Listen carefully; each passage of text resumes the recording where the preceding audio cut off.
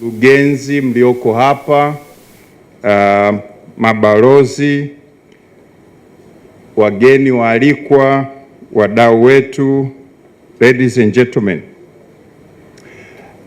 Leo naweza kusema nina furaha kubwa sana katika harakati mbalimbali ambazo tumezifanya kama Mwananchi Communications, kwa sababu tunafanya kitu ambacho kinaendana na vitu nilivyowahi kuvikimbia huko nyuma.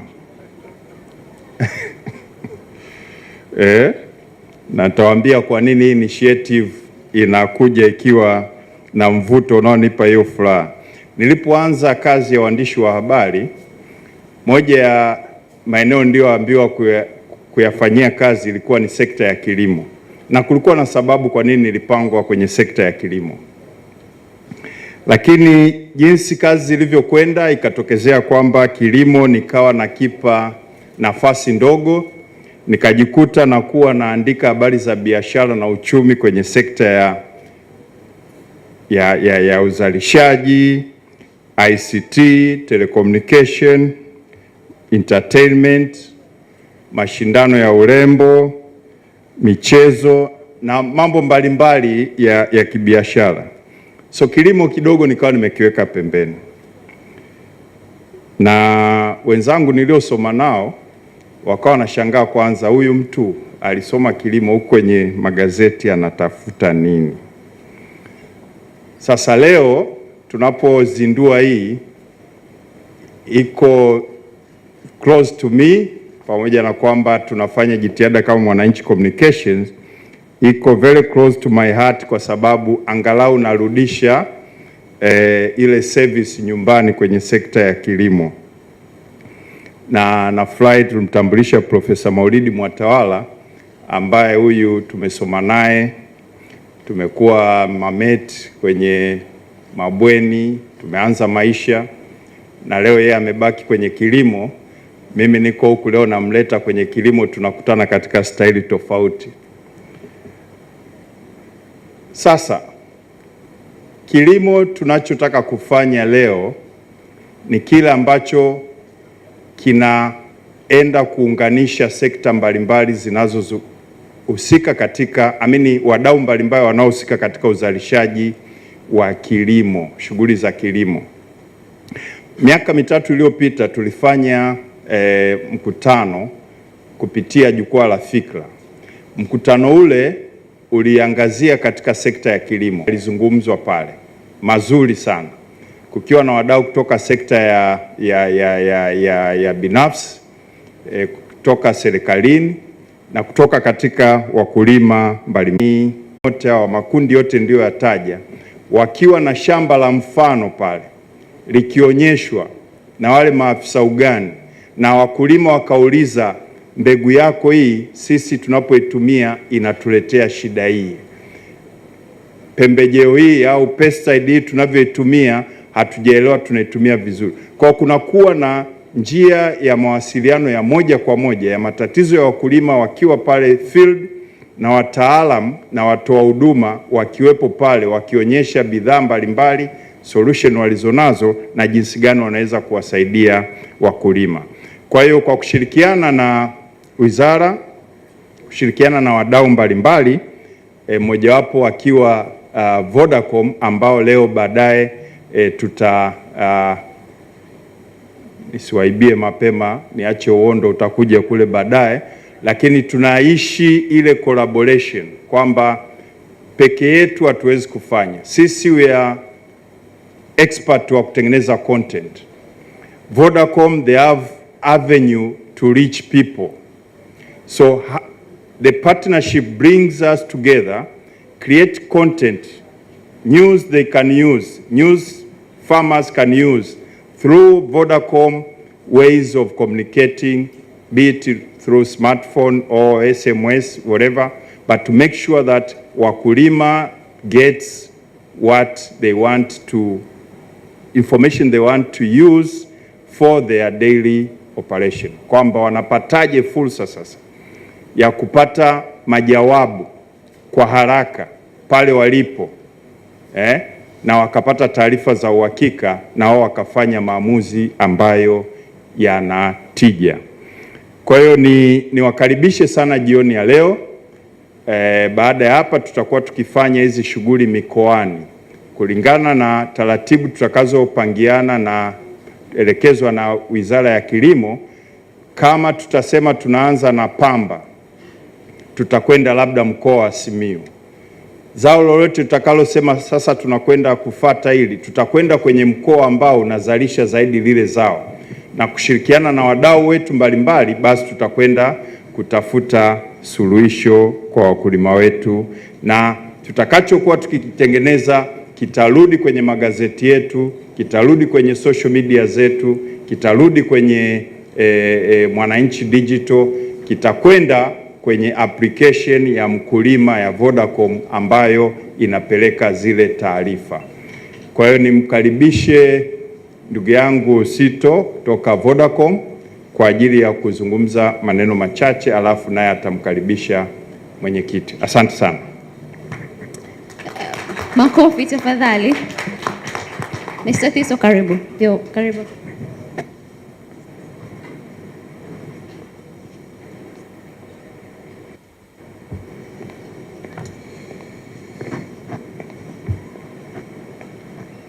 Mr. Gerald Mweli, Deputy PS, Ministry of Agriculture, Mwananchi Communications Board Chairman, Mr. Leonard Msusa, Mwananchi Communications Managing Director, Bakari Machumu, distinguished guests, mabibi na mabwana, habari za jioni.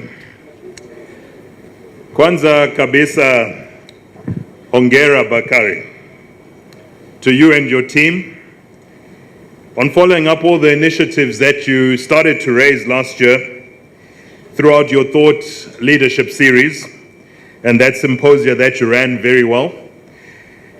It was very timely and it led to many incredible insights, which we as Vodacom Tanzania took seriously and have been using in building our own contribution towards digitizing agriculture. This evening we consider it a great privilege and an immense joy to be able to partner with Mwananchi in the rollout of your farm clinic. At Vodacom Tanzania, we are determined to change people's lives through technology and to ensure that no one is left behind or no one is left out of digital transformation and the digital economy and all the benefits that technology can bring.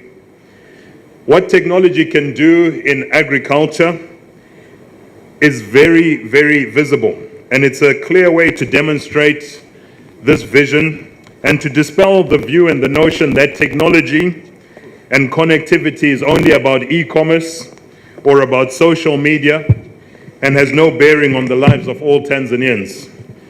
We believe it truly does. Vodacom is involved in agriculture because we understand its importance not only to the country's GDP and to food security, but also to the livelihoods of all the farmers and the families who depend on them.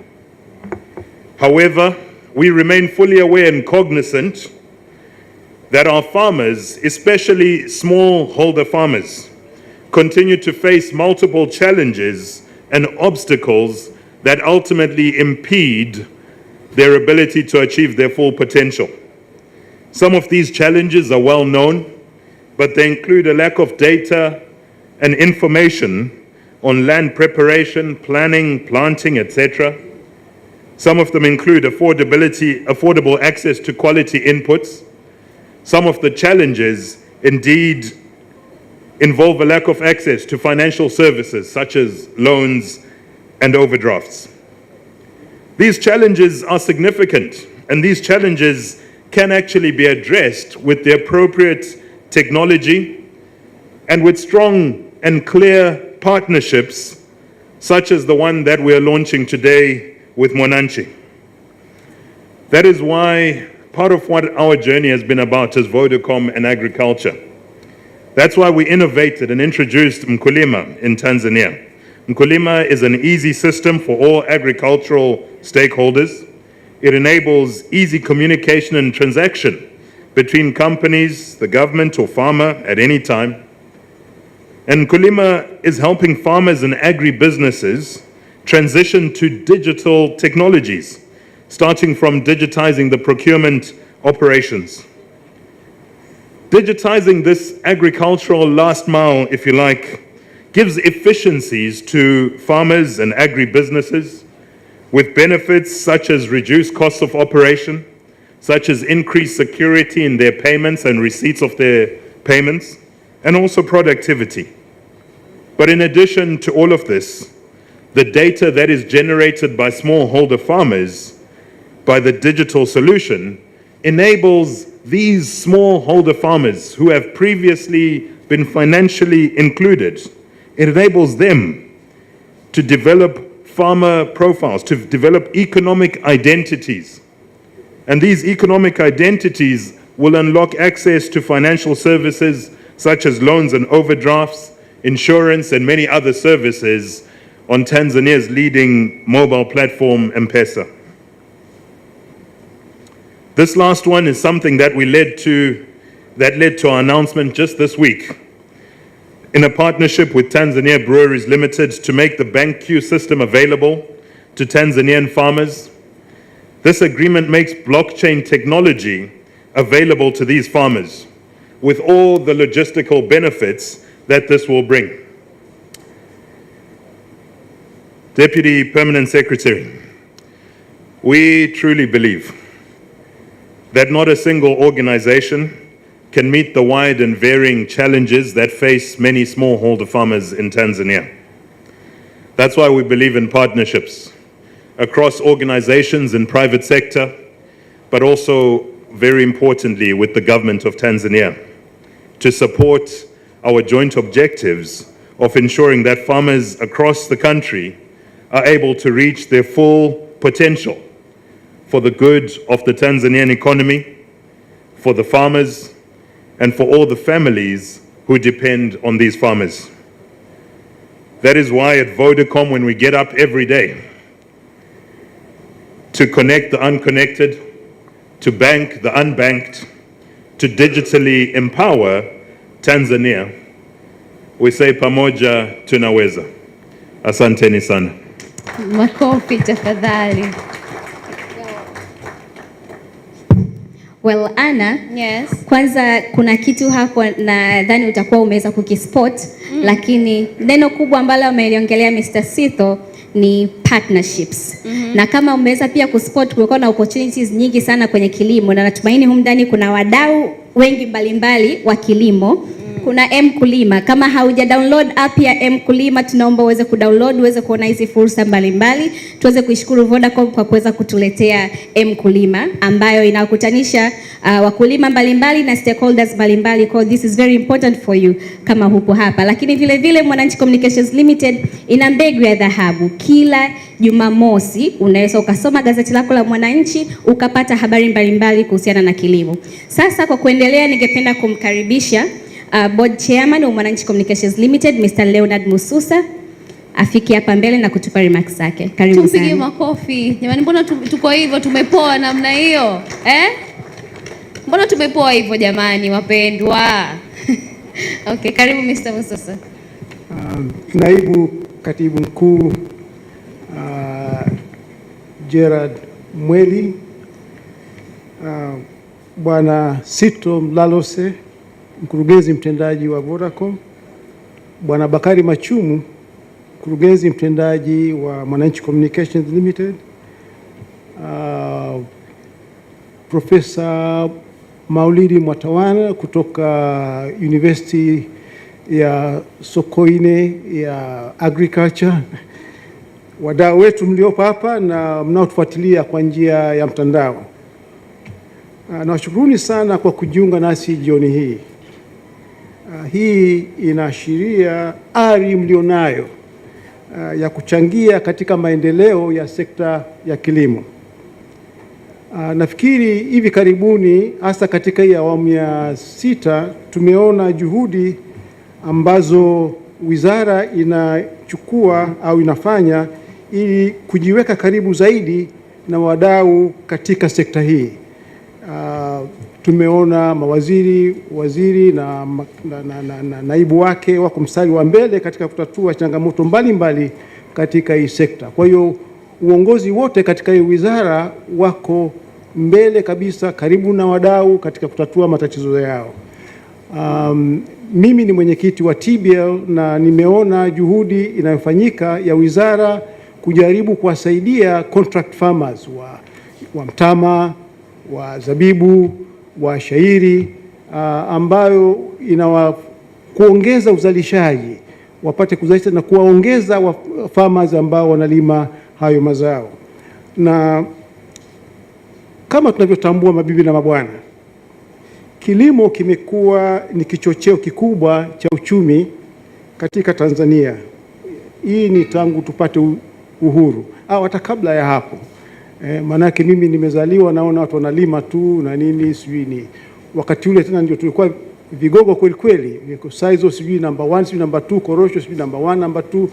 Kwa hiyo mchango wa kilimo kwa muda mrefu umekuwa ni mkubwa sana katika nchi hii, na tunategemea kilimo kwa chakula, ajira, malighafi ya viwanda na chanzo cha fedha ya kigeni.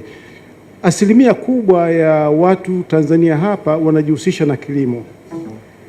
Sasa kwa kuwa nchi yetu imejaliwa na ardhi nzuri yenye rutuba na hali ya hewa inayofaa kwa mazao mbalimbali, hatuoni kwa nini tusiongeze uzalishaji katika hiyo sekta ya kilimo.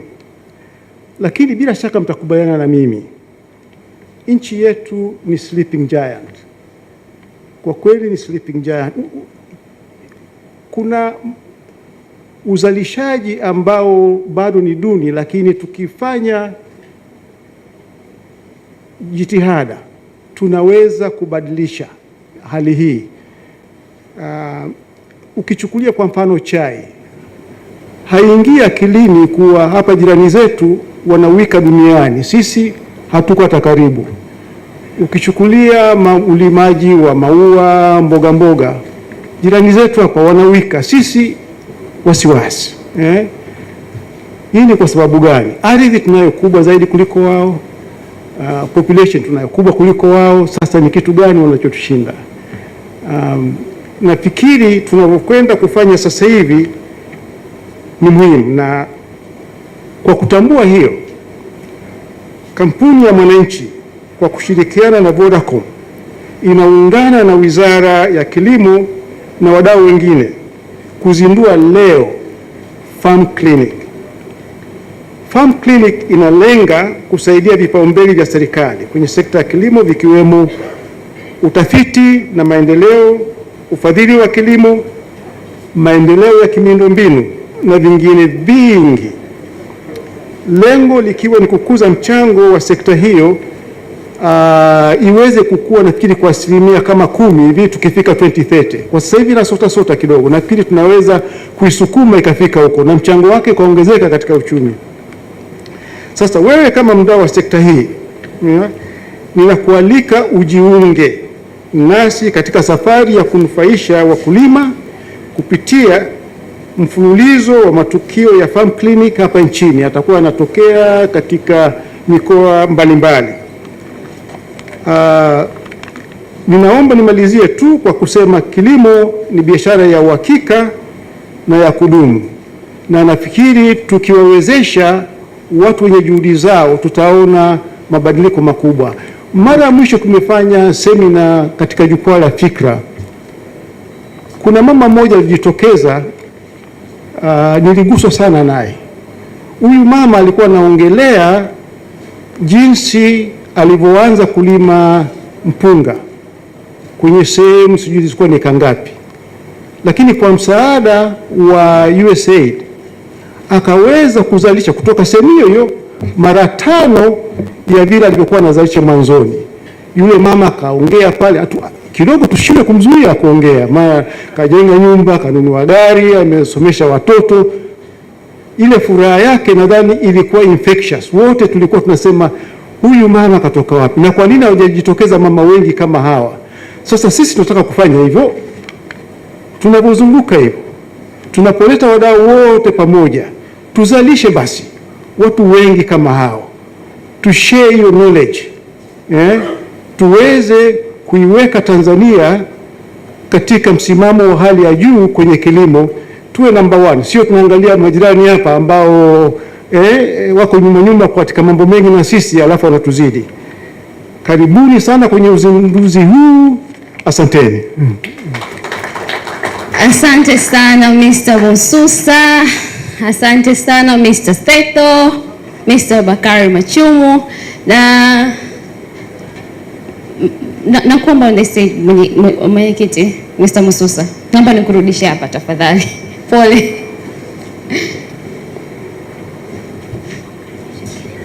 Okay. Sasa nimesahau kitu cha muhimu sana. Tumefikia sehemu ya kumkaribisha mgeni rasmi, na ni none other than Gerard Mweli ambaye anamwakilisha waziri. Makofi tafadhali, karibu.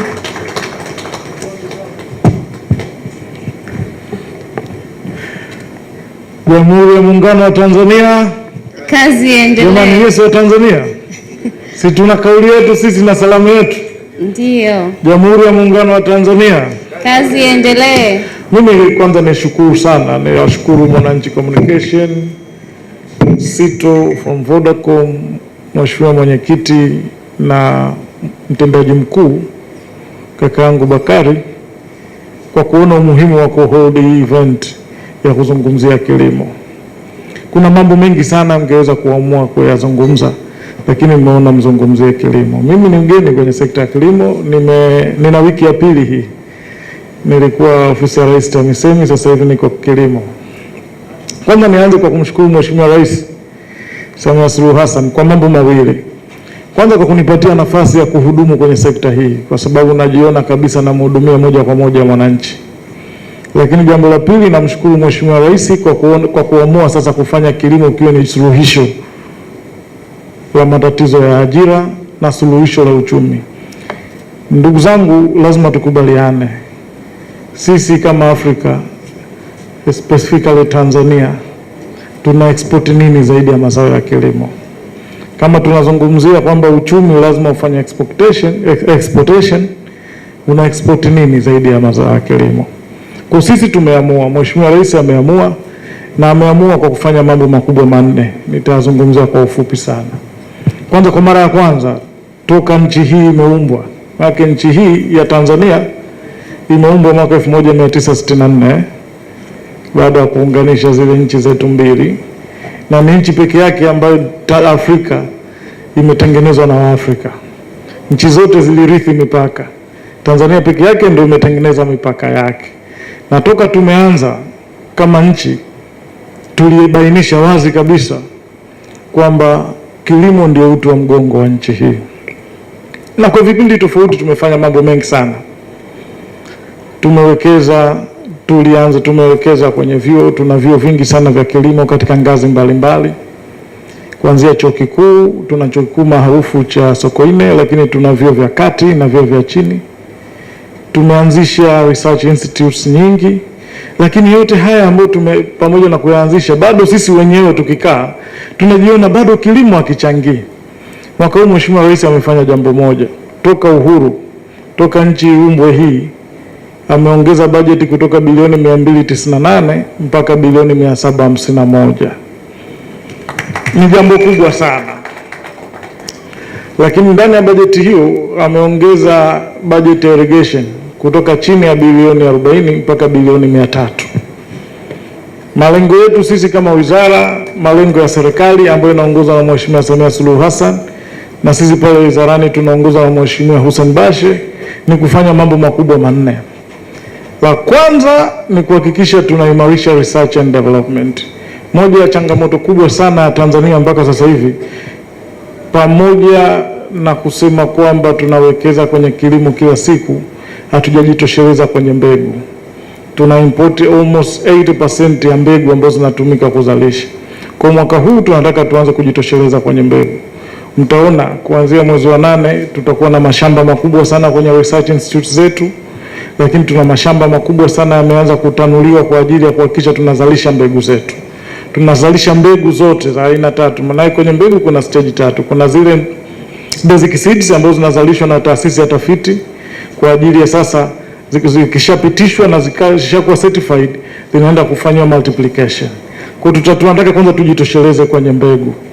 Jambo la pili ambalo tunataka tulifanye mwaka huu ni kujitosheleza kwenye mahitaji ya ndani ya chakula. Bado tunawekeza, pamoja na mafanikio makubwa tuliyopata kwa miaka zaidi ya 59, bado tunaingiza mafuta na hatujajitosheleza kwa mafuta. Mwaka huu katika mbegu zetu tunaenda kuzalisha tani 5,000 za mbegu za alizeti, na tutafanikiwa, na nataka niwaahidi kufikia mwezi wa 3 tani hizo 5,000 zitakuwepo na tutazisambaza kwa wananchi kama kwa ruzuku. Lengo ni kuhakikisha kwamba tunajitosheleza kwanza sisi kama nchi kwa chakula, mafuta na sukari. Hiyo ni kipaumbele namba 1. Na tutafanyaje basi? Sisi tumeamua tunaongeza hekta 95,000 za umwagiliaji nchi hii. Moja ya tatizo kubwa sana kwenye kilimo sio size. Tanzania bado tuna watu wanaweka 200, 300 na bado wanavuna mahindi machache sana, kwa sababu wanavuna mara moja kwa mwaka. Lakini unapokuwa na uhakika wa maji una uwezo wa kuvuna mara 2 mpaka mara 3 kwa mwaka. Kwa hiyo tunaongeza efficiency na productivity kwenye the available land. Kwa hiyo tunataka mtu awe na eka 5 ambao anaweza kuzisimamia, lakini zinaweza kuzalisha mwaka mzima. Lakini mwaka huu tumetangaza ruzuku ya bilioni 150 kwa ajili ya mbolea. Mbolea hii itagaiwa kwa ruzuku kwa nchi nzima. Na ndio maana kama mlimsikia Mheshimiwa Waziri Hussein Bashe wakati akihitimisha bajeti ya kilimo, alisema kuanzia mwezi wa 7 wakulima wote wa Tanzania watasajiliwa. Lazima tujue tunamsaidia nani na tunamsaidia nini, kwa sababu tunapoenda kuwekeza hivi lazima tuweke mazingira pia ya kuaminika, kwa sababu hizi hela ni za wananchi. Lazima tuweke mazingira ya kuaminika, na mazingira ya kuaminika ni uwazi kwamba anayepewa hizo mbegu ni nani, anayepewa mbolea ni nani, na siku ya mwisho sasa sio sisi tu, hata taasisi nyingine zinaweza zikapanga mikakati ya kuwasaidia. Lakini jambo la tatu ambalo tunataka tulifanye mwaka huu, kuanzia mwaka huu tunaweka msingi, tunataka kilimo kiwe ni suluhisho la ajira za vijana nchi hii. Tunapotangaza siku ya kwanza, kwa sababu sio swala jipya, kila mtu ataguna hao. Nataka niwaambie tu, tayari Dodoma pale wiki iliyopita tumesekiwa hati kwa ajili ya heka 7,000 hekta ambazo zote hizi zinatengenezewa mifumo ya umwagiliaji na tunaanza kufanya block farming. Yaani pale tunataka kuchukua vijana, tunawagea heka 5 tunakupa mbegu, zile block farms tayari zinakuwa zina irrigation structures, lakini hata kama kuna magonjwa yanatokea ni rahisi kuyakabili, kwa sababu unachukua drone unamwaga dawa kwenye sehemu moja, lakini siku ya mwisho mkivuna mnauza kwenye sehemu hiyo hiyo, kwa sababu wote wale wanaunda ushirika. Tunapowapeleka vijana 100,000 tunawapa hekta 7,000, siku ya mwisho wanaunda ushirika, na ndani ya huo ushirika wanajua sehemu gani ya kuuza mazao yao. Kwa hiyo tunaanza kufanya mwaka huu. Nataka niseme kabisa, serikali ya awamu ya 6 inataka kilimo ndiwe kiwe suluhisho la ajira za vijana. Na kuna lugha siku hizi inatumika, tunasema sisi pale wizarani tunasema tunataka tufanye kilimo kiwe sexy, yani watu wavutiwe nacho. Yani kilimo sasa hivi imeonekana ni kama watu ambacho ni kazi ya watu ambao wamekosa ajira. Lakini hata wewe mwenyewe ukienda nyumbani ukisema naenda kupanda matikiti, watu wanaanza kukuuliza hiyo matikiti ni ile kwamba unaingiza milioni 1 unapata 10. Tunapata hizo message. Lakini malengo yetu sisi ni kuhakikisha kwamba tunatengeneza kilimo, watu wanalima kwenye sehemu ndogo kwa tija na wanalima throughout the year. Mambo hayo tu. Kwa hiyo tutakuwa nikisummarize, tutakuwa na hekta 5,000 za ziada mwaka huu kati ya sasa na mwezi wa 6 mwakani za umwagiliaji nchi nzima, na heka zote hizi zitalimwa kwa mfumo wa block farming, kwamba tutawagaia watu blocks chache chache kwa ajili ya kuweza kulima na kuzalisha. Lakini pia tunataka tuimarishe soko. Tunasikia sana watu wanasema kuna soko China, kuna soko India, kuna soko, lakini hilo soko liko wapi? Mbona mimi mahindi yangu yanauza? Mbona nalima nyanya zinauza nyumbani? Hiyo si matatizo ambayo tunaishi nayo hayo. Kwa hiyo sisi tunaanzisha sasa hivi, tuko kwenye hatua za mwisho kabisa kuanzisha pale kwetu, tunafungua dawati maalumu la masoko, na ukija Dodoma pale pembeni ya CBE tumewachukua watu wa Tantrade, tumewaweka pamoja na watu wa masoko. Nataka niwaambie tunafungua mikoa yote, tunaenda kufungua information center kwa ajili ya kutoa taarifa za kilimo, kwamba kuna gap, tumegundua kuna gap kati ya soko na mkulima, na taarifa zipo zinazunguka. Mkulima wengine wanalima, anaambiwa kuna soko la parachichi, lakini parachichi zile zina standards. Kila parachichi inauzwa nje. Tumeanza kufanya kazi na TAHA na tumeanzisha certification company ambayo inaanza kumsimamia mkulima, kwa sababu ili parachichi yako liingie kwenye soko la kimataifa lazima ziwe na standards za kimataifa, na njia ni moja tu, kuhakikisha kwamba mnatumia mbegu sahihi, mnafanya palizi na kumwagia madawa yanayokubalika, na uvunaji unafanyika kwa njia sahihi. Lakini mwaka huu tathmini yetu iliyofanyika inaonyesha kwamba post harvest loss ni 30%. Yaani tunapovuna mazao ambayo yanapotea bila kufika sokoni, 30% yanapotea. Ina mazao gani hao ninazozungumzia? Ni zile nyanya zinazovunwa na zinauza bila kufika sokoni. Ni yale matunda yanayovunwa yanauza bila kufika sokoni. Tumeweka bajeti mwaka huu, tunaenda kujenga cold rooms 3 kwa ajili ya airport ya Dar es Salaam, Kilimanjaro na Iringa, ili tuhakikishe kwamba yale mazao ambayo ni perishable, hasa matunda, yanaweza kuhifadhiwa kabla ya kutumwa. Haya yote tumeyafanya, hatuwezi kufanikiwa sisi kama serikali. Lazima tufanye kazi na wadau. Wadau ni wananchi. Wadau ni taasisi kama Mwananchi, Vodacom na wengine wote. Nichukue nafasi hii kuwaalika tufanye kazi pamoja. Kazi zenu ambayo tunahitaji kutoka kwenu ni mambo matatu. Kwanza, awareness creation, kuonyesha wananchi kwamba bado wasikate tamaa, bado kilimo ni tumaini la nchi hii. Lakini jambo la pili ambalo ni muhimu sana ni kuhakikisha tunapata teknoloji sahihi ya kufanya kila jambo. Na hiyo kazi haiwezi kuifanya serikali peke yake tu. Mimi nafahamu watu wana experience tofauti. Mzee wangu Mususa umefanya kazi kwa miaka mingi kwenye international organization. Let's work together na watu wengine, tufanye kazi kwa pamoja, tuhakikishe kwamba tunakuwa na teknolojia sahihi ya kulima, kuhifadhi na kutafuta masoko sahihi na kwa wakati.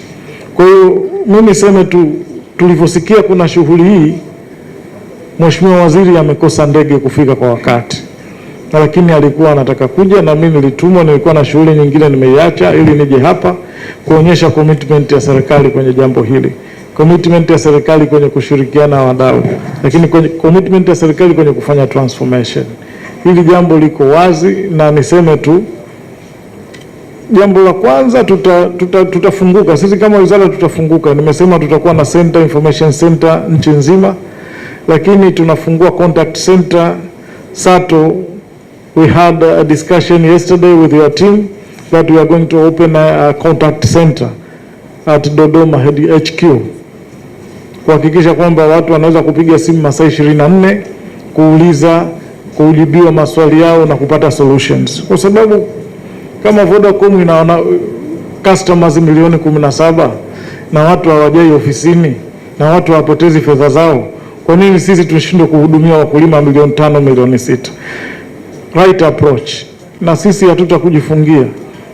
Mtu yote mwenye solution karibu. Sio hawa tu, yoyote ambaye ana solution. Maana yake tusibaki kulalamika. Yoyote ambaye ana solution nadhani hatufanyi sahihi, aje afike. Atuambie hii ni njia sahihi. Hii njia imekuwa researched, tutafika. Sisi hatutasita kuichukua. Niseme tu kwamba sisi ni open government, tuko tayari kusikiliza na tuko tayari kutekeleza, kwa sababu siku yote haya tunawafanya kwa ajili ya wananchi. Na niseme tu, tumezindua clinic farm leo, au tutazindua clinic farm baada ya muda mchache. Sisi tutakuwa mstari wa mbele kuwapa ushirikiano. Sio ushirikiano wa kuhold hizi clinic farms events, lakini hata kutumia findings zinazotokana na hizo clinic farms event, as long as ziko researched, na tunadhani kwamba zinaweza zikatutoa hapa tulipo. Baada ya kusema hayo, nawashukuru sana. Asante sana Mheshimiwa Mwenyekiti. Thank you Sato for cooperating with us. Thank you everyone. Asanteni sana. Asante sana. Natarajia makofi mengi sana baada ya natarajia makofi ya kutosha baada ya Mr. Samuel kuzungumza. Ameongea mambo mazuri sana kuhusiana na sekta ya kilimo. Na kama msipopiga makofi mimi sitawaelewa. Maana naona huko mezani kumechangamka. Alafu ampige makofi jamani. Naona vitu vinatembea huko. Makofi tena kwa Mr. Samuel jamani. Na kama umerealize farm clinic, kama umemsikia Mr. Gerald hapa alipotoka ametuambia kuhusiana na information center. So now imagine the information centers around there. Alafu una mbegu ya dhahabu mwananchi kila Jumamosi. Then tuna mkulima ambayo inakufikia wewe hata sehemu ambazo gazeti labda mwananchi haija kufikia, au labda umeshindwa kufika kwenye information center. Can you see how this partnership is now working? Can we have more partnerships? Ndani situ kuna stakeholders mbalimbali. Who is ready to partner with us? Who is ready to make this thing go forward? Who is ready kilimo? Sema Mr. Samuel, sexy, sexy. Thank you very much. Sasa wakati anaongea mwenyekiti hapa alitolea mfano kuhusiana na testimony ambayo walipata huko siku moja. Sasa hatuwezi tukaongelea mambo ya kilimo bila kuwasikiliza wakulima wenyewe.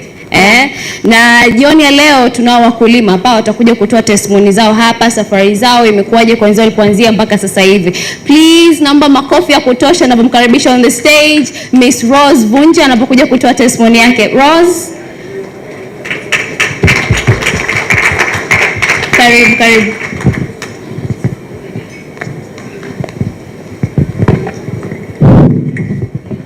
Good evening. Good evening.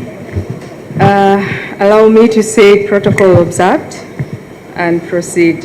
My name is Rose Bunge. Wapo wachache wameniona jana kwenye nani zaidi. So before you start saying mara football, mara kilimo, huyu vipi? So let me just explain. I'm an engineer by training. My background is in communication and information systems. My passion is to see that we use digital technologies in our everyday life. So be it in football, and agriculture is my first passion. Those who know me, I've been speaking about agriculture for a very long time. So today I'm here to kuongelea kuhusu kilimo, na nitaongelea katika sehemu tatu kubwa. Moja, why digital technologies in agriculture. Ya pili, how exactly do we do it? Ya tatu, nitaongelea kuhusu our experiences kwenye digitizing agriculture. And then finally we'll play a short video showing what we've done in Kilimanjaro Agriculture Development Project for paddy. So I brought the gadgets here, and these are drones. Most of us see them flying, and this is why do we employ drones in agriculture? It's because, one, as a key business driver, you want to know in your farm if there's any infestation. Kama kuna wadudu, kama kuna uharibifu wote, kama wewe ni mkulima, the first thing unataka kujua ni kwamba wapi pana tatizo ili uweze kurekebisha. Otherwise, wanasema kilimo ni sayansi, si ndio? Kwa hiyo maana yake ni kwamba kama kuna infestation ikasambaa, hutapata mazao yoyote. So you want to know first hand infestation kama ipo na ipo wapi ili uweze kutibu. And these drones can help you do that. The second thing, kama unalima hata kama sio infestation, kwa mfano kwenye kilimo cha paddy ambapo ni mpunga, unataka kujua wapi pana maji, wapi hapana maji. So understanding what is the crop stress, inapata maji ya kutosha ama la, the drones can let you know about that. And then finally, kama umeona kwamba kuna tatizo, then you want to do something about it. Unataka kusolve tatizo. What do you do? Mostly wanapulizia sumu, si ndio? Pesticides. Unapuliziaje? You can also spray with a drone. That's one thing that we're also getting into, spraying. So that is why you would want to do that in terms of efficiency using the drones. And the next part that I'm moving to is how exactly do we do that? Because people are saying, oh, so you just take pictures. So what the drones do, it's basically collect data, zinakusanya takwimu. They have cameras, they have GPS that collects coordinates. So inakwambia sehemu hii picha ni ya namna hii, sehemu hii picha ni ya namna hii.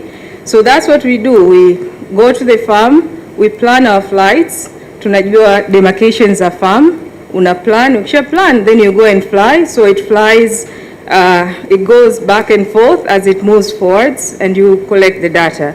So basically you get pictures. So here I have two drones. I have one which is a Mavic 2 Pro, which basically has what your eyes can see, the red, green, and blue cameras, which is what your eyes can decipher. When you go anywhere right now, you see me in those spectrum.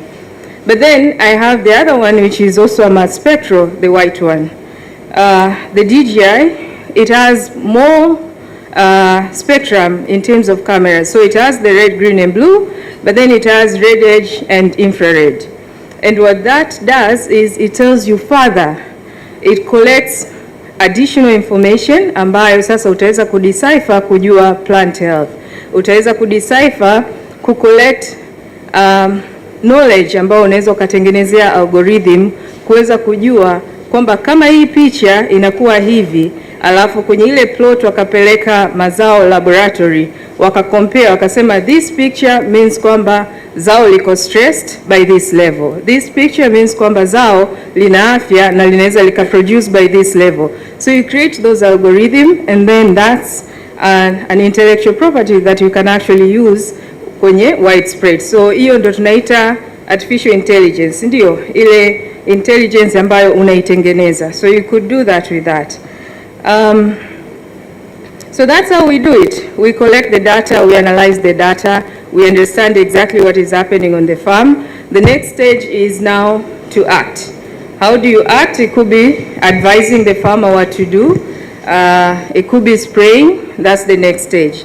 So you will see that we developed a platform which then, once we overlay the maps that we collect with the answer that this is what is happening on the farm, then an extension officer can just click on that map and send a message directly to the farmer and say, this is what I see on your farm and this is how you should act. We understand right now our extension services are just broadly, anaenda anatembea anakupa a general cover, lakini in this case maana yake ni kwamba unakuwa kama umeenda kwa daktari, amekuchukua vipimo, and then anakuambia, anakupa ushauri kwamba specifically wapi ufanye nini.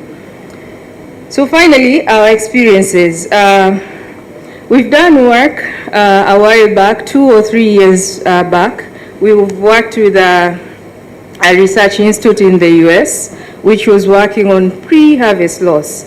I know a lot of people talk about post-harvest loss, but then they were talking about pre-harvest losses in maize. So we worked in Dodoma, we collected data in 3 villages in Dodoma, and we were able to see like what is happening in maize before the maize are harvested. What is the loss in maize? Rose, 1 minute. Bakiza dakika moja tu. Yeah, I'm finishing up. And then, so we did that in maize, and then in paddy, we did that last year, where tulifanya kazi Kilimanjaro Agriculture Institute, tukafanya na extension offices, tukafanya na research institute na wakulima kwenye kilimo cha mpunga, and you see that in the small video that we play. So with that, I would like to congratulate this initiative and say that I would really wish to be part of it. Thank you. If you can play the video shortly.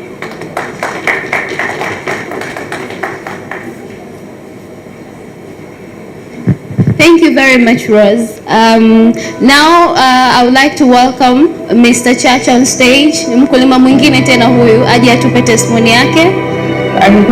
Naona kuna video, kwanza tuiangalie alafu tuta and it does employ 65% of the population. That is the setting of Tanzania, and those are the questions that we set to answer: how to feed the population using the kind of resources that we currently have. At Ardhi, we have a number of products and services. The first one is insights on what is happening on their farms, and the way we go around it is using a drone to capture data and then analyze those data so that we can offer short message services in which offer them good agricultural practices on what they can do on their farm. And with that comes a platform which we call the Kilimo. So the platform came about as we were looking for ways to integrate data that's being collected from the field, and in a way that will be accessible to everyone to visualize and be able to use it in a meaningful way. Hence, the platform was born to be able to upload, analyze drone data, add KYC of farmers, add information the end user make data-driven decisions. Kwa mwanzoni Agriculture ilichukua wakulima kama 10 kama wakulima wa mfano, tukajua maeneo yao. Msimu ulivyoanza nao wakaanza kurusha drones ambazo zinachukua taarifa mbalimbali ambazo zinahusu kilimo cha mpunga.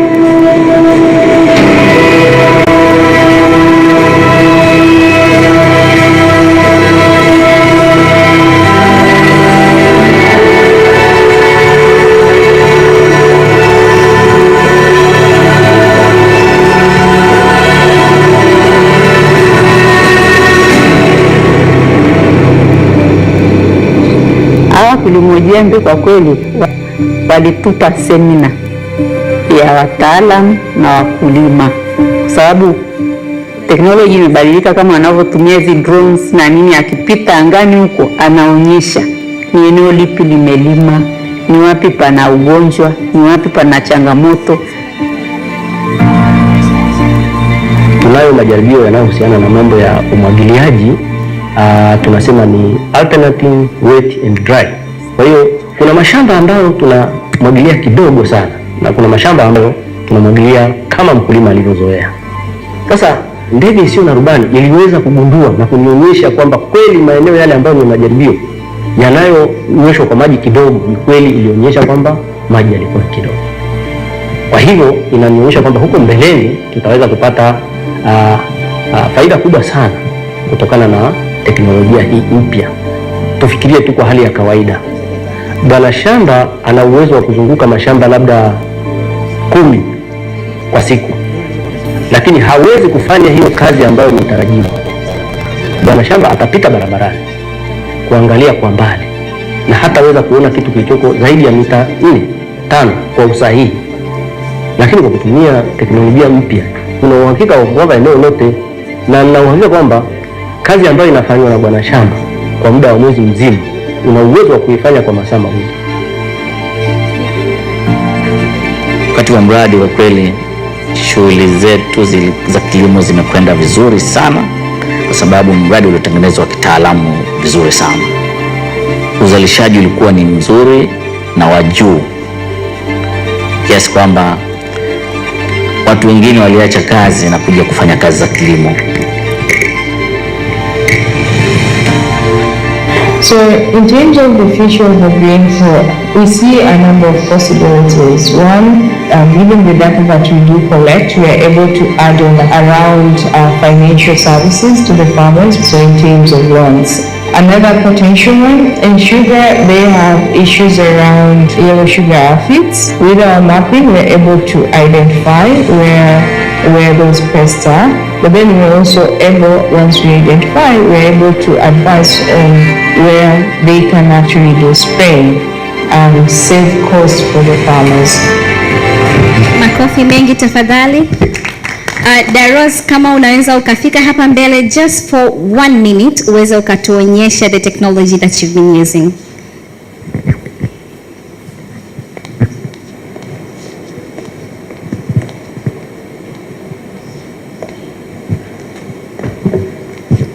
All right, so very quick.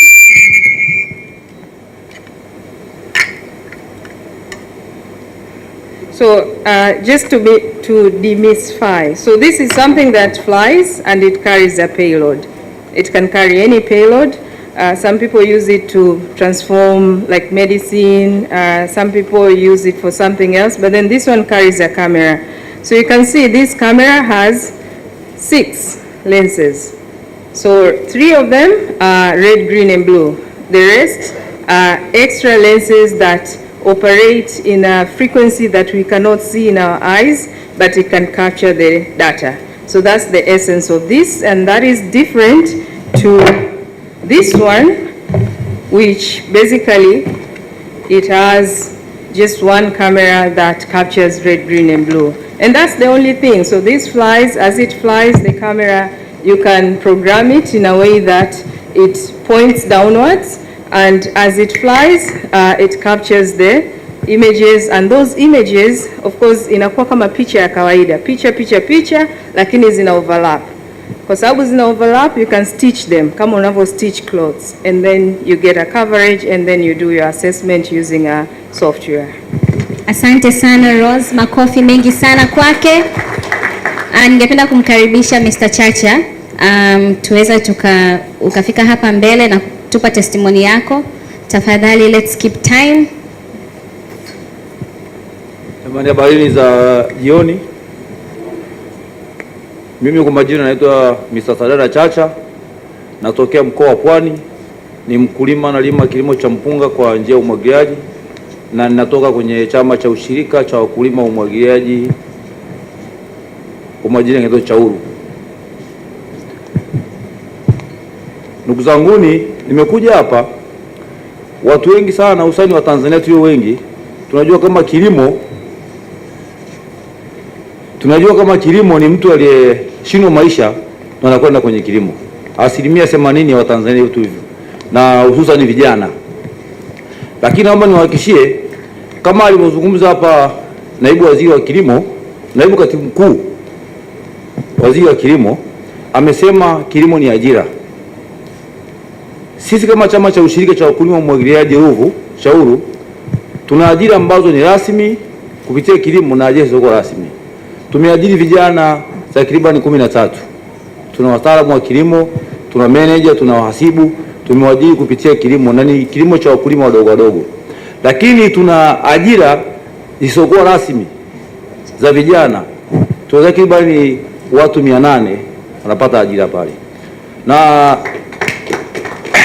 haya tunayazungumza, inawezekana tukazungumza hapa kwa kutaka kujifurahisha ili watu wajue kama kinafanyika. Pwani sio mbali, ni kilomita 80. Niombe, hebu njoo muone haya tunayazungumza kweli yanawezekana. Na niwapongeze sana mwananchi, kwa sababu kupitia kilimo, nini ni waandishi. Kuna mwandishi amesomeshwa kupitia kilimo cha pale Ruvu Chauru. Kuna mwandishi wa habari mmoja anaitwa Kibeti Mkoko, mama yake ni mkulima na akamsomesha kupitia shamba lile. Kwa hiyo kilimo, mbali ya uti wa mgongo, tajiri wa kwanza duniani ni mkulima. Sijui hapa ambao tumo ndani wangapi ni wakulima. Wakulima wenzangu wangapi? Nimeona wakulima wako wawili. Wale wengi hapa sio wakulima. Kwa dada yangu, umeshika maji nikupe kitu kimoja. Sambamba na mshahara unaopata, lakini ukiwekeza kwenye kilimo unauhakika wa chakula cha mwaka mzima, lakini unauhakika kujiongezea kipato. Na kuna msemo mmoja unasema kuna maisha baada ya kazi. Tumekuwa na watu wengi sana wanapostaafu, wanaporudi kijijini au wanaporudi maeneo mengine wanapata shida sana. Unamstaafu kachoka. Lakini wastaafu waliopo ndani ya chama cha ushirika cha wakulima wa umwagiliaji Ruvu Chauru, ukiambia huyu mtu amestaafu ana zaidi ya miaka 10, hauwezi kuamini. Unamwona bado ni kijana, kwa sababu kwanza ule muda wa kujishughulisha. Tuna mzee wangu alikuwa mkuu wa jeshi la magereza, anaitwa Mzee Mangala. Mzee Mangala ukikutana naye leo hauwezi kujua kama amestaafu miaka iliyopita, lakini ni mtu ambaye alijikita kwenye kilimo. Mimi Mheshimiwa Naibu Katibu Mkuu, labda niombe tu kitu kimoja. Niombe muwaunge mkono mwananchi. ili waweze kutufikia sisi wakulima. Na Bwana Bakari umesema mtaenda kwenye mikoa ambayo zao linalimwa kwa sana. Zao la mpunga kwa hapo kwetu Dar es Salaam linalimwa Pwani, Ruvu. Ile shamba lilikuwa la nafuko zamani, lakini serikali waliwapa wakulima wadogo wadogo. Kwa hiyo mpunga hauliwi mwingi Pwani. Sasa msije mkalisha pua mkaacha mdomo. Hebu niombe sasa kwanza hii farm clinic ianzie hapa Dar es Salaam. Maana Pwani ni Dar es Salaam. Mwanze kusupport, lakini Mheshimiwa Naibu Katibu Mkuu, hata benki yetu ya kilimo unajua inafanya kazi lakini haijitangazi. Mfano leo sisi kama wanachama au wakulima wa mpunga wa Ruvu, mfuko wa mbolea leo tunanunua kwa shilingi 1,135. Bila kuwa na benki ya kilimo kutusapoti, wakulima tusingeweza kuvuna. Na kabla ya hapo tulikuwa tunavuna tani 4.5, lakini sasa hivi tunavuna tani 7 mpaka tani 8 kwa hekta, kutokana tunapata pembejeo za kilimo. Kwa niombe tu na mwananchi Bakari, mshirikiane hivi na benki ya kilimo na wewe muitangaze. Kuna wananchi wengi sana ambao wewe sasa hivi wameamka kwenye kilimo, uso ni vijana, lakini hawajui sehemu gani wanaweza wakapata mtaji wakaweza kulima. Kwa hiyo mkipa sauti sana ikafikia wengi. Kwa hiyo mkishirikiana mkaitangaza, mkawaeleza wananchi ni sehemu gani ambayo inaweza ikafika. Lakini dada yangu umeonyesha teknolojia hapa nzuri sana. Umepeleka mbali, lakini kumbe teknolojia hiyo unaweza kuileta hapa kwetu. Sasa mkoa wa Pwani una mabonde mengi sana ya kilimo. Kuna kati ya Rufiji au Mkuranga au Kisarawe, kuna watu serikali imewajengea skimu ya umwagiliaji, lakini wanashindwa kuitumia skimu. Wanataka hata pampu ya mafuta serikali wanunulie mafuta waende wakapampu. Lakini kumbe tunaweza kutoa hamasa watu wakaenda. Unaweza kupeleka teknolojia yako pale, watu wakaona kumbe haina haja ya kutumia maji mengi sana kumwagilia, yale maji machache tukaweza kuwa na kilimo cha kutosha, lakini vijana wengi sana wakaweza kujikita kwenye kilimo. Kwa mimi niwaombe sana tena sana Mheshimiwa Naibu Katibu Mkuu, hivyo naomba tumpongeze Mheshimiwa Rais kuweka fedha kwenye Wizara ya Kilimo. Wizara ya Kilimo tulikuwa tumeweka mtoto yatima, lakini sasa hivi na imani kwa hii bajeti mlioweka ikifanya vizuri. Na niombe sana leo sisi pale Chauru tuna skimu japokuwa imechoka, ni ya zamani toka mwaka 65 imejengwa, lakini kuna mabonde mengi sana ambayo inaweza tukawekeza tukachukua vijana kama ulivyosema, ikawa ni ajira. Mtu akashindwa kwenda kuomba, mtu anasoma anataka ajiriwe, lakini kama tukitengeneza miundombinu mizuri, mtu anaweza akaenda akawekeza kwenye kilimo, tutapunguza ile gap la vijana kuwa mitaani kusema hakuna ajira. Hicho nilikuwa naomba. Nawashukuru sana mwananchi, na wakaribisha Chauru. Baada ya hii sisi ukiwa unaelekea Morogoro, ukishapita Uvurajani kama hujafika daraja la reli, kuna kibao pale kimeandikwa Chauru. Kuna barabara inaingia mkono wa kushoto, ni kilomita 4.8 unafika ofisi wetu. Lakini tuna mchele mzuri unaonukia. Leo mchele wetu watu wanunua wanasema ni mchele wa Mbeya.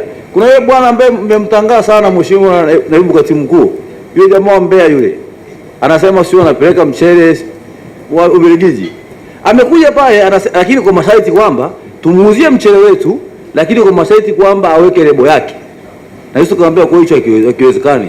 Sio ule mchele anaosambaza wote ni wa kwake, anachukua na kwingine. Kwa hiyo Mheshimiwa Naibu Katibu Mkuu, na wewe vile tembelea pale ili uone uzalishaji ulioko pale, lakini kuwasaidia wananchi. Umesema sehemu na kwenda kwenye soko, tujue jinsi gani tunaweza kaenda ili tuweze kuamua nchi yetu kwa chakula, lakini kwa kipato. Asanteni na kusikiza, karibuni sana.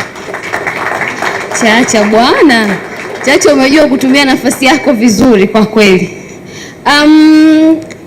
Hatujamalizana bado na wakulima. Tunaye mkulima mwingine tena, huyu ni kutoka sio wa Tanzania hapa, kutoka Zambia huko. Kwa hiyo tuna video yake hapa pia, tumtazame alafu tutarudi tena huko.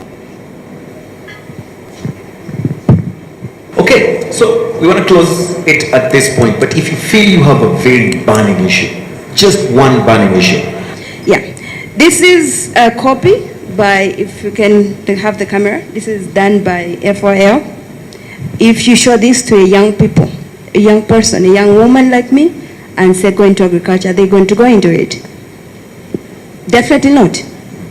I told the World Bank the same thing. If you want to make agriculture attractive, if you want to make it sexy, start by publishing it. Get a young person who's attractive, put them on this picture. I said this in Harare last year to say, can we try to make agriculture sexy? This organization, the UN, the FOL, whoever is involved in agriculture sector, the advertising, whoever you are, make agriculture sexy. This is a beginning point of making it attractive to the young people. Right. If you, the organizers, the frontiers, the people who are supposed to lead us are putting such pictures, what are you sending to a person, a young person from the village? You pick this picture and like, oh, this is what we're living. But if they see a young person here, very attractive like me, and you put me here, even the young men in the village, they'll be like, wow, I want to be like her. I mean, where am I going to find this woman? Let me join agriculture. I mean, this is practical. That's what we need to be talking about. So please, my request is that next time we're going to have such a conference, whatever is coming up, you can look for me on Facebook, Tamara Happy Face Kaunda. Put my picture there and say she's a farmer. And a medical doctor, yeah? Well, most people, they like to see me, oh, don't look at like she's farming, she's a doctor. No, I want to be called a farmer. Right. Because the problem we have in Africa is hunger. We don't need drugs. I work in a hospital and I can guarantee you 80% of the diseases why we're losing young people is because of poverty. So why then can't we give them the nutrition they need instead of the drugs? That's my switching from medicine to agriculture. So that's what we should be looking at. Another thing, she's from Singapore, I'm from Zambia. The borrowing rate in Zambia is about 35% to 40%. You can say, yes, I don't have, I don't want to go to the bank or whatever. No, I've tried going there. But why should I to make such a suicidal decision to go and borrow at a 40% rate? It's impossible.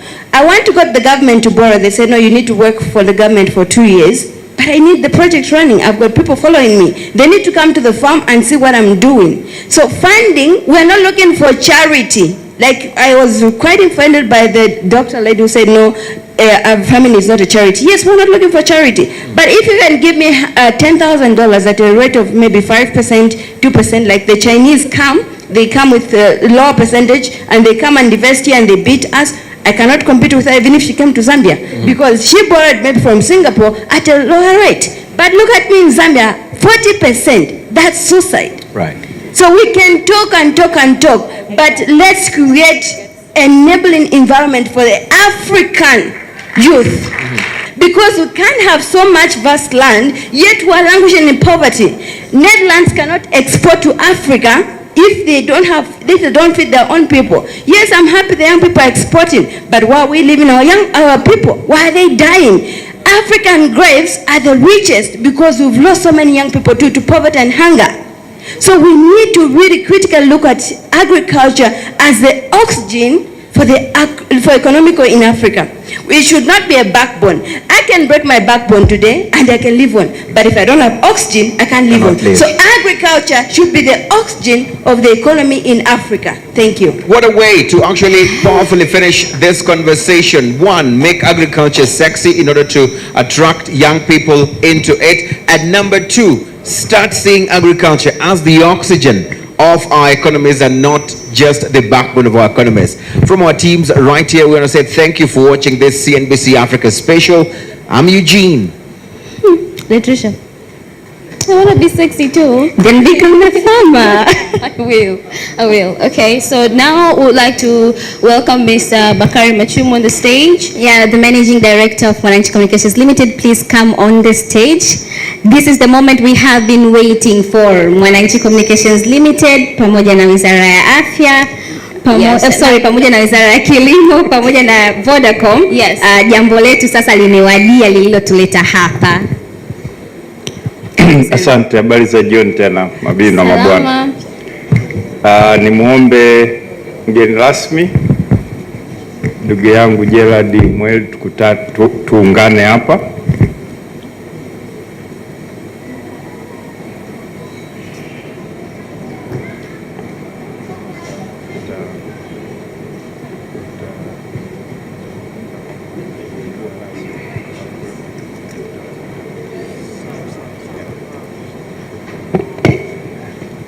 mgeni wetu rasmi sasa anaenda kutuzindulia farm clinic. Asante sana ndugu yangu Bakari.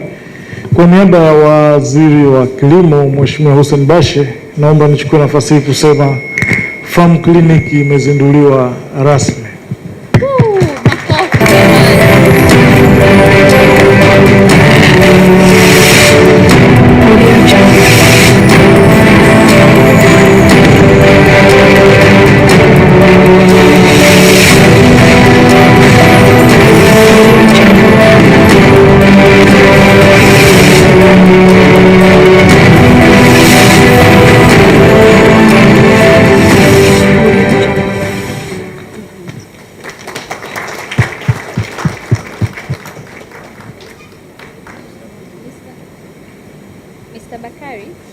Mr. Bakari, tunaomba ubaki.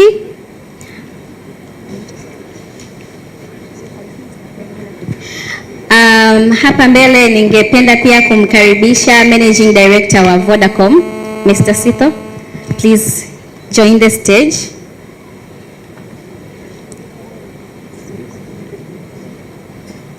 Sasa Vodacom na mwananchi, kwa sababu ina jambo lao, tunaomba jambo lenu sasa mlifanye.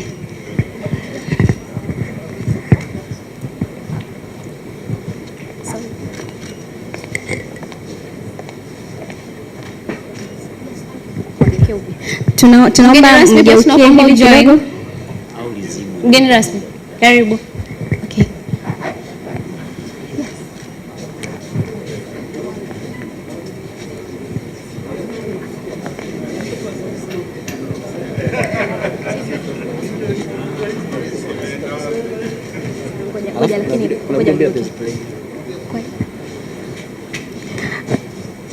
Mnaweza pia mkageuka upande wangu kidogo kwa ajili ya mwanga hapo tupate picha nzuri zaidi. Yeah, please look at my side. Look at my side. Mwambie control zile background zile.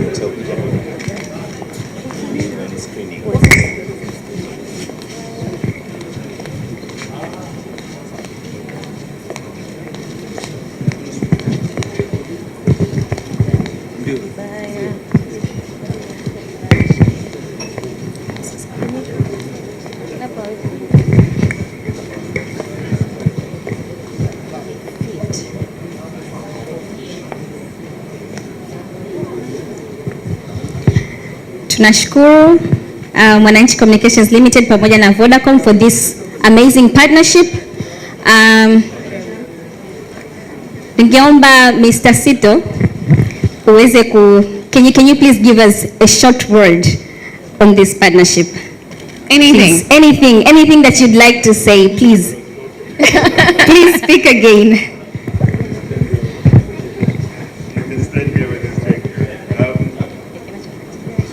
Okay, there we go. I don't think I've got more to say. I think I've been really clear. From Vodacom, there's nothing we believe that we achieve alone. And we truly believe in partnership. We really do. And this is the step towards what we believe will enrich many farmers' lives. We believe it will drastically change the course of many farmers' economic activity. We believe that as we do that and as they get the information that they don't have access to, information that will enrich their farming activities, they'll become more productive. We also believe that as they access various technology platforms from Vodacom, particularly Mkulima, they'll be set up to be able to become financially included. And you heard from the lady the high interest rates that they are subjected to are just not feasible. It's not right, and they don't need to experience that because they can experience far better through Mkulima and through M-Pesa. Asanteni sana. Thank you very much, Mr. Thito. Tuwapigie makofi jamani wanaposhuka on the stage. Jambo letu hatimaye limetimia. Kabisa. Yeah. What we have been waiting for tayari imeshatokea. Farm clinic is officially on. Lakini farm clinic pia haitoishia hapa. Kama tunavyosema hii ni launch. Kwa hiyo tutaenda mikoa mbalimbali kwa ajili kukutana na wakulima mbalimbali huko mikoani.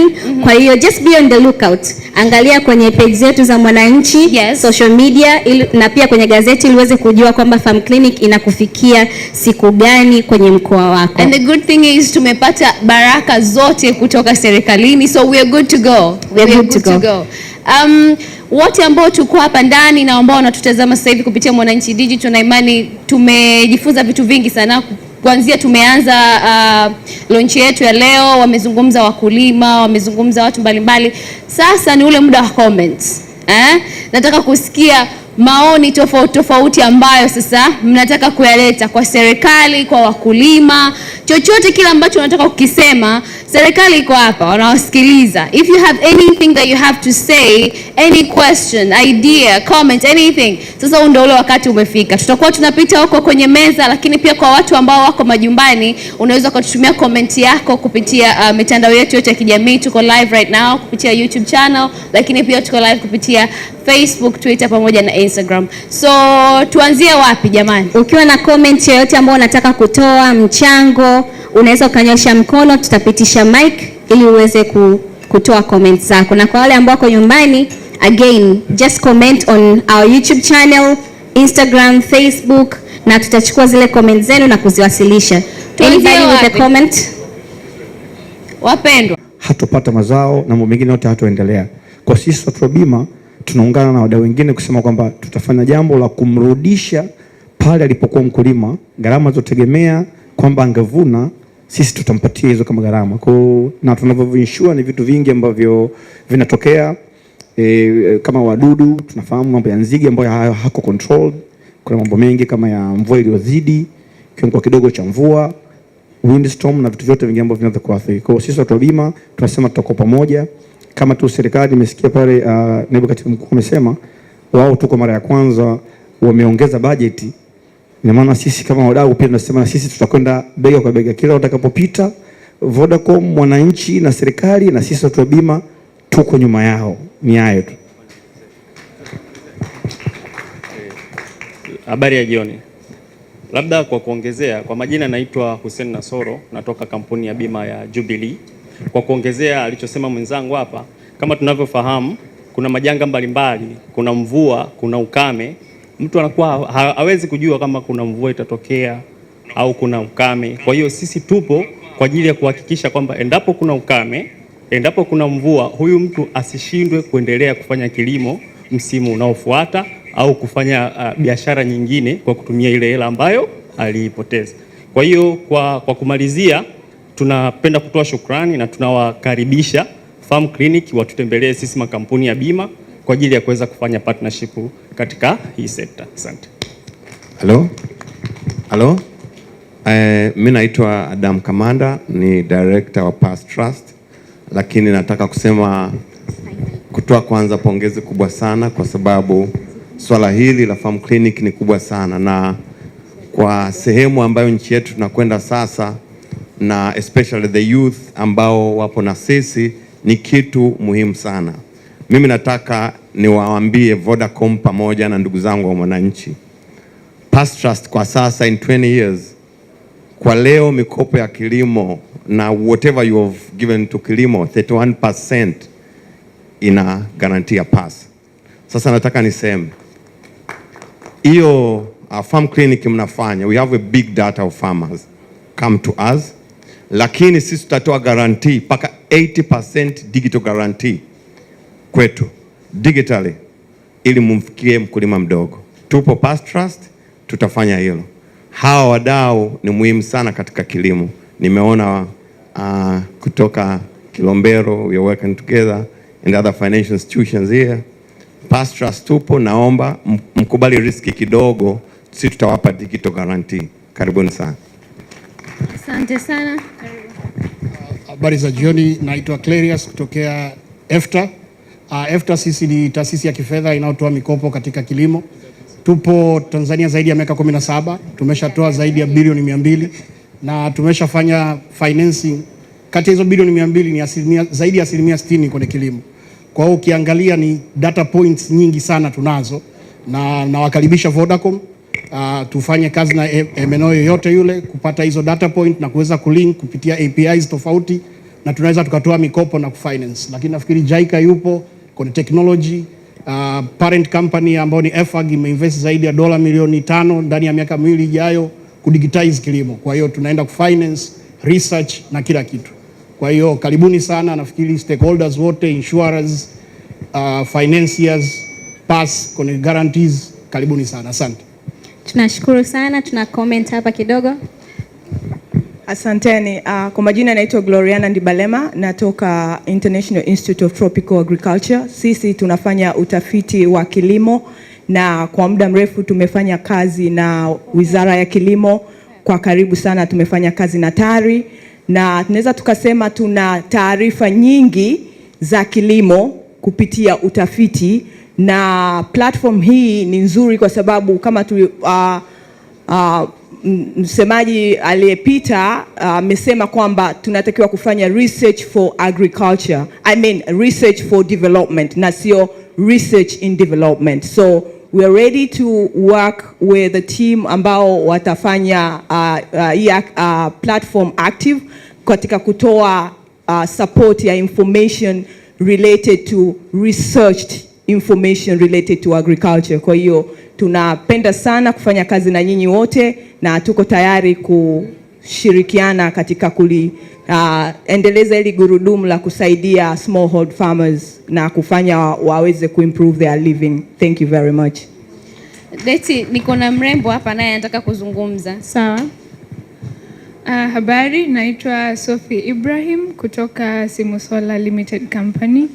Kwanza ningependa kuwapongeza Vodacom na Mwananchi Limited kwa walicho introduce hapa. Ni hatua kubwa ambayo imeonyesha support kwa wakulima kuweza kupata elimu zaidi.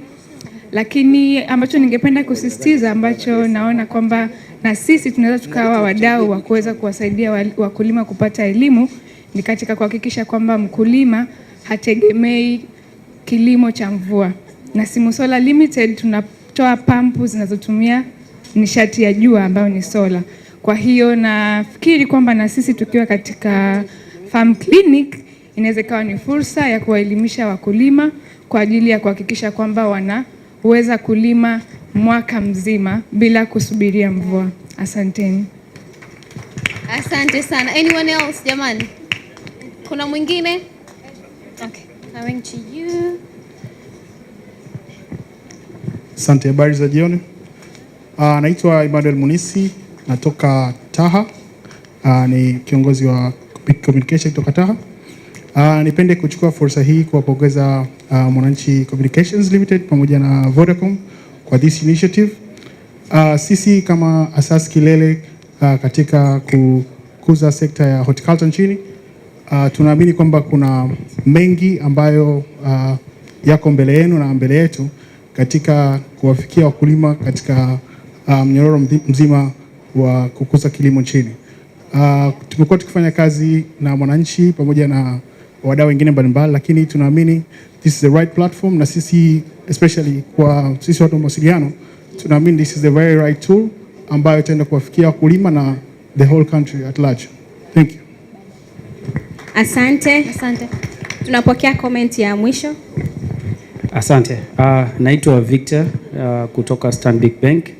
Tunapenda kutoa shukrani za dhati kwa Mwananchi na Vodacom Tanzania kwa hii initiative ya Farm Clinic. Sisi kama Stanbic Bank Tanzania tunatoa huduma za agribusiness as well, na pia tunaangalia value chains mbalimbali. Tumeanza ndani ya miaka 2 iliyopita kufanya agribusiness, lakini huduma zetu ziko customized kutokana na uhitaji wa mkulima au kampuni ambazo zinafanya agribusiness. So tunatoa solutions mbalimbali kutoka kwenye working capitals, asset financing na structured trade finance. Pamoja na hayo, tunapenda kuwapongeza sana Mwananchi na Vodacom. Karibuni sana Stanbic Bank, tutawahudumia. Asante sana. Thank you very much. Jamani, tunashukuru wote ambao mmetoa comment zenu, zote ni nzuri. Tunatamani tungeendelea kuzunguka kuchukua comment huko, lakini muda umetutupa mkono. mkono. Tayari pia nayo inauma Kwa hiyo naomba kama una comment nyingine unaweza kutuma kwenye mitandao yetu ya kijamii na imani wizara itaziona huko, lakini pia tutawafikishia. Kwa kabla hatujamaliza tupate kuona kwanza video ya Mkulima kutoka Vodacom, alafu baada ya hapo tutaagana, atakuja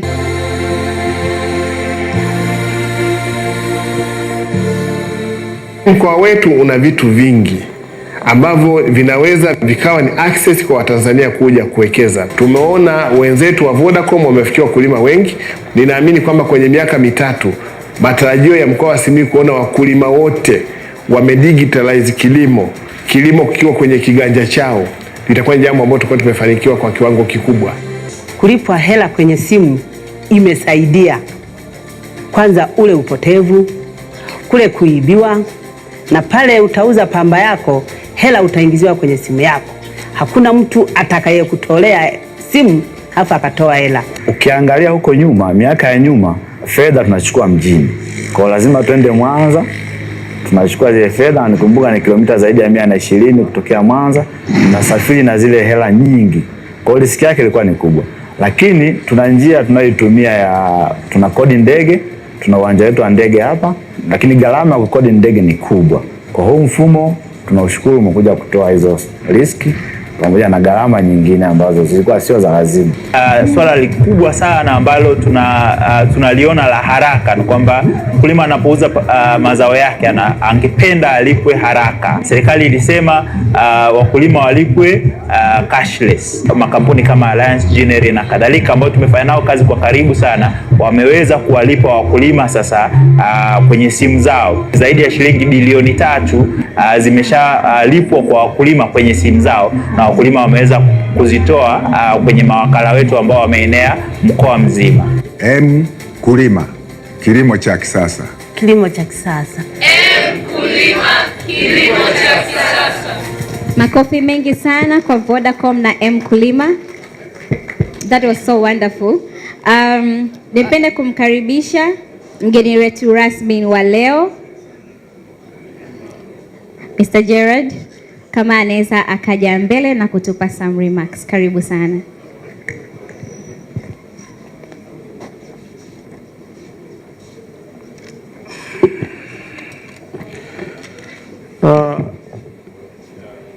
Mwenyekiti wa Mwananchi Communication, Seto, Bakari na ndugu zangu wote. Mimi niseme kwamba kwa niaba ya serikali sisi tumeshukuru sana, imekuwa jioni nzuri sana kwetu. Na nilivyokuwa nasikia watu mbalimbali wanaongea, nilimuuliza Bakari, je, una rapporteurs hapa? Kwa sababu haya yote mliongea sisi tunaenda kuwafanyia kazi. Na kuna wengine wanafanya biashara ya bima, kuna wengine ni financiers. Wote hawa nataka niwahakikishie tutawatafuta. Tutakuwa na forum za mara kwa mara kupitia Mkulimo, kupitia serikali, dialogue structure zetu ambazo zipo, kuhakikisha kwamba tunazungumza kilimo. Tunaweza tusifanikiwe kwa 100%, lakini lazima tu make progress. Na kwa pamoja tutacelebrate kila mafanikio yanayopatikana kidogo kidogo.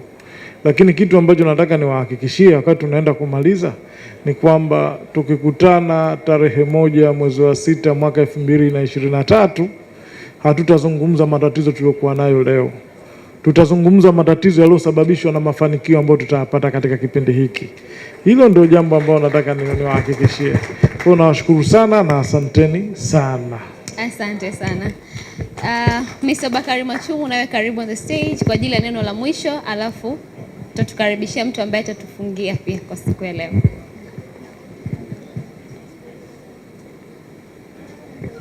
Asante sana mgeni rasmi, ndugu yangu Gerard, wageni wetu wote.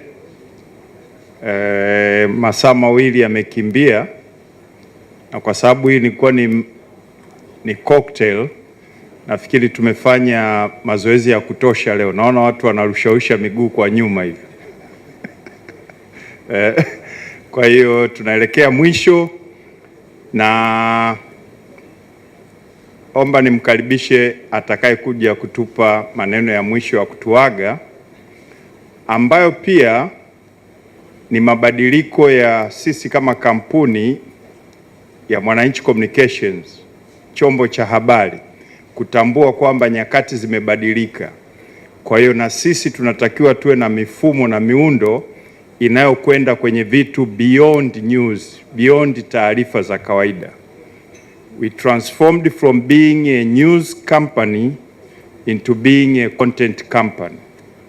Ndio sababu mnaona tunaingia kwenye kutoa taarifa za kilimo kuungana na Vodacom. Na ili tuweze kufanya hayo, lazima muundo wetu ubadilike. Kwa hiyo tumekuwa na nafasi mpya ya mtu anaitwa Corporate Affairs and Marketing Manager, na ana siku 2 hivi toka ameripoti. Kwa hiyo naomba nimlete kwenu. Huyu ndo atakuwa kiungo zaidi kwenu na sisi katika wadau wote waliozungumza. Huyu atagonga hodi sana kwenu, atakuja kuwashirikisha ili kuyajenga. Kwa hiyo nimkaribishe Vivian Tem, Corporate Affairs and Marketing Manager, aweze kuzungumza na kutuaga.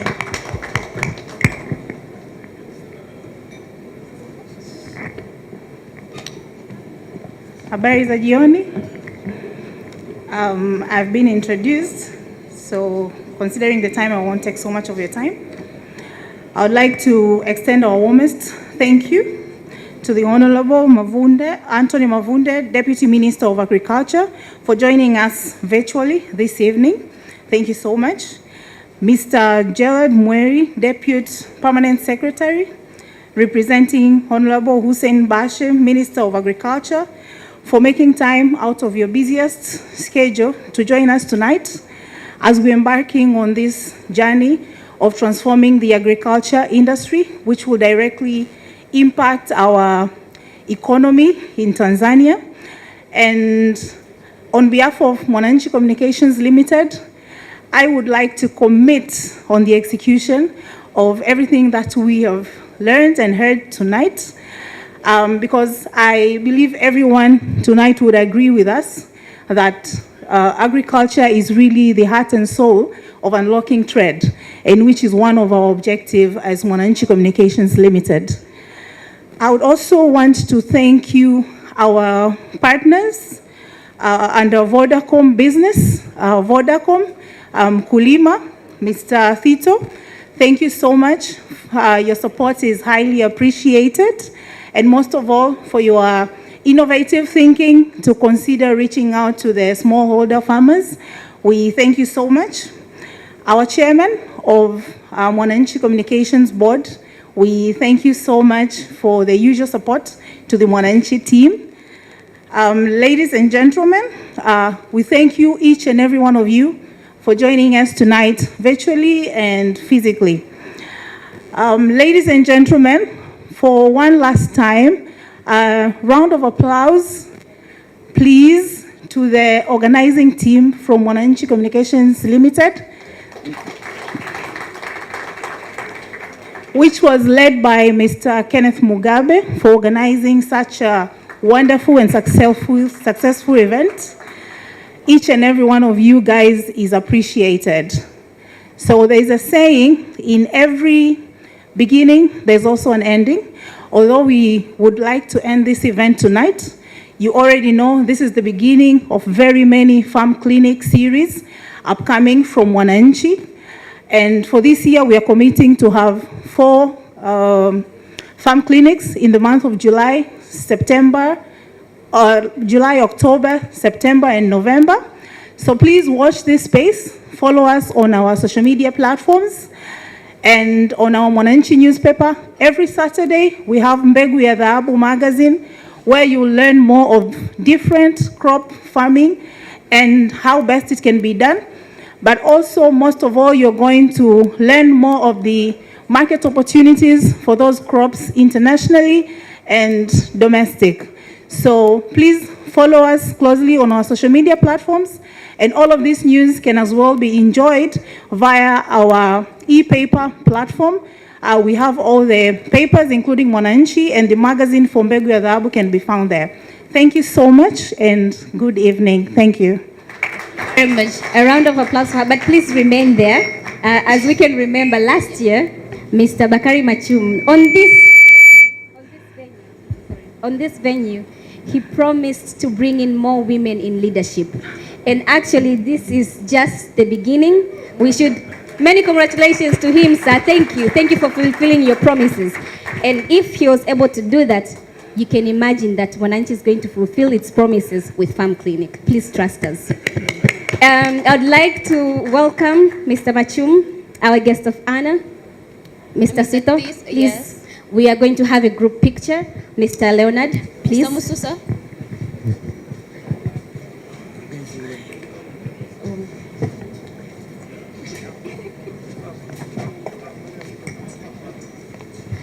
Photographers, please, can we have pictures?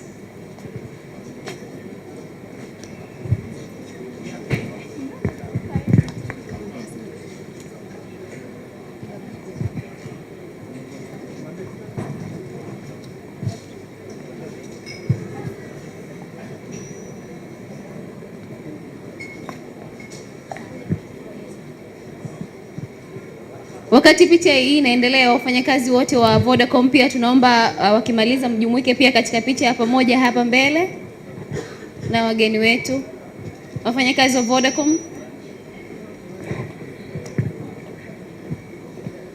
Lakini pia wafanyakazi wa Mwananchi tunaomba mjiandae, wakitoka wafanyakazi wa Vodacom taenda kupiga picha na wafanyakazi wa Mwananchi.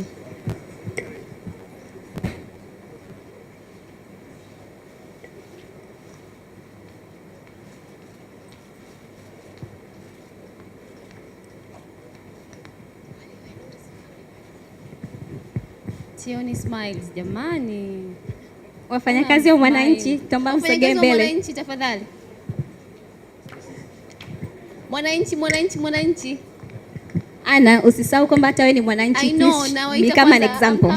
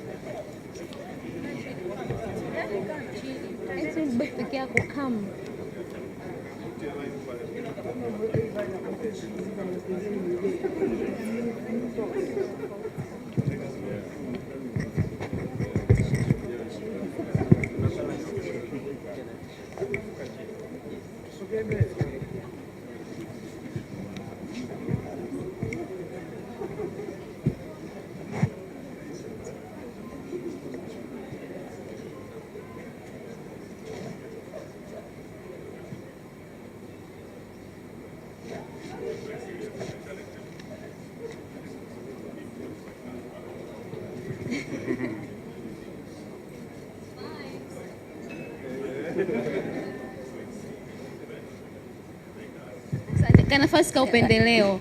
Sisi ma MC pia tunataka nafasi Yes, please. Please remain. We are going to have the last picture na Master of Ceremonies today because we deserve it.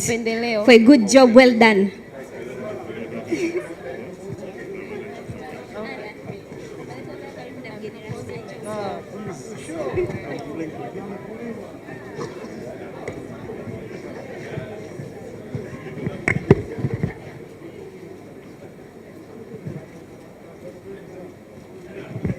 Asante sana. Tupende kuwashukuru washirika wetu Vodacom, Wizara ya Kilimo, lakini vile vile tuwashukuru watu wote ambao mmekuwa mkitufuatilia, mkitokea nyumbani kupitia YouTube channel zetu, lakini na mitandao yetu ya kijamii. Tunawashukuru wote pia mlioweza kufika hapa Serena kwa ajili ya kushiriki na sisi katika launch ya Farm Clinic, na muendelee kutufuatilia zaidi. Mimi ni Detrisha Pamba. Mimi naitwa Anna Potnes. Muwe na usiku mwema. Asanteni sana kuwa na nyie jioni ya leo. Muwe na usiku mwema. Employment, raw material for industries, and the source of foreign exchange earnings. Since Tanzania is endowed with fertile agricultural land as well as a diversity of climatic and geographical zones, farmers are able to engage